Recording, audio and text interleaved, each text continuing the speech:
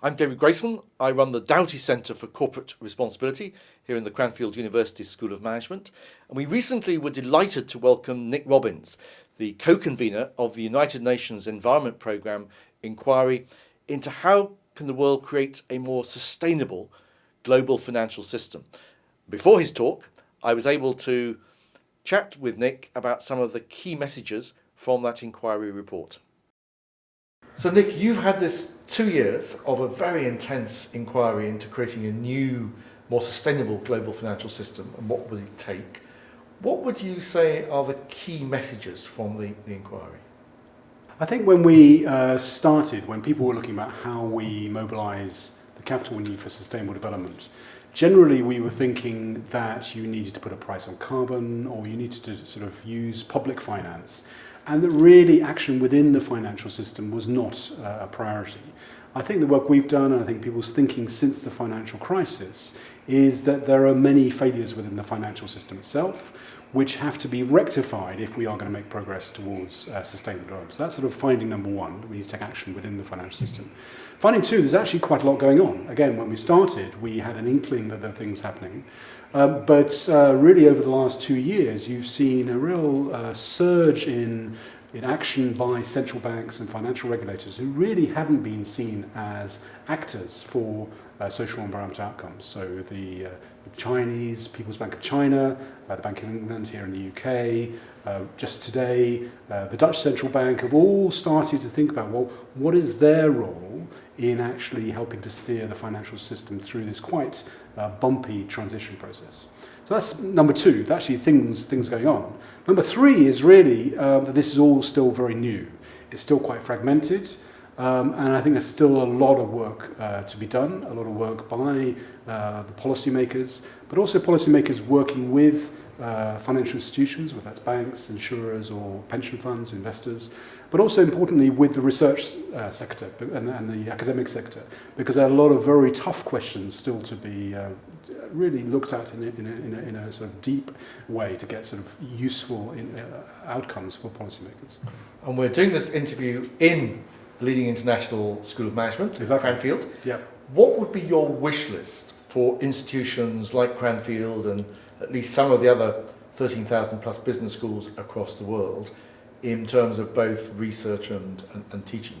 What first of all will be some of the key kind of research questions that you would love some bright academic brains in finance and so on to be focusing on? Well, I suppose the first is teaching all the way through at all levels, executive education and also sort of graduate and master's education and so on. It's really to see sustainability, I think, as a transformational force for the financial system in many, many different ways, whether that's in terms of sort of product design and management within financial institutions, whether that's in financial policy, the whole area of the way in which fintech might be impacting on social and environmental outcomes. So I think recognising sustainability not as a sort of rather marginal factor, but really as a sort of long-term question of strategy. The question of research is there are many really. One of the real things we find puzzling is there's a lot of activity, let's say voluntary activity by banks or investors or insurance companies, but very little assessment of effectiveness. Actually, what's the so what of all this? We've got all these principles, all these codes and so on, but actually really looking at outcomes in terms of financial outcomes, enhanced returns, reduced risk, or in terms of social and environmental outcomes. So that would be a very, very good area to look at. I think there are then maybe some more sort of macro and strategic questions, particularly thinking through how we actually conceive of a long-term transformation. Let's say on climate change, we're thinking of a transformational economy over decades. It might need to be quite quick, but actually it's a decade-long process. How do we think about that? How do we think about sort of turning over the capital stock and the financial system changes?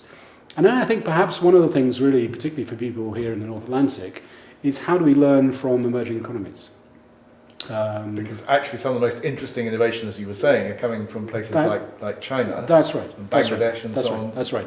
Now obviously the conditions are very different and the actions have been taken for different reasons, very different sort of economic cultures, financial cultures, and so on. So just as we can't take things from the developed countries and plug them into developing countries, as much development cooperation has done in the past, we can't do it likewise.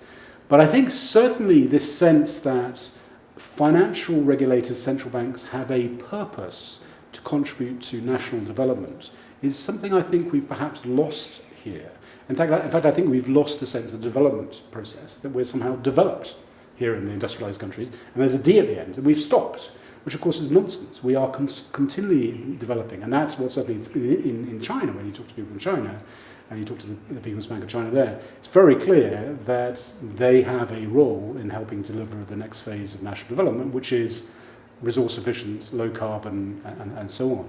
Whereas I think we sort of somehow lost that sense of a sort of developmental role of central banks, which is what this the central banker of Atia Rahman in Bangladesh, he calls himself a developmental central banker.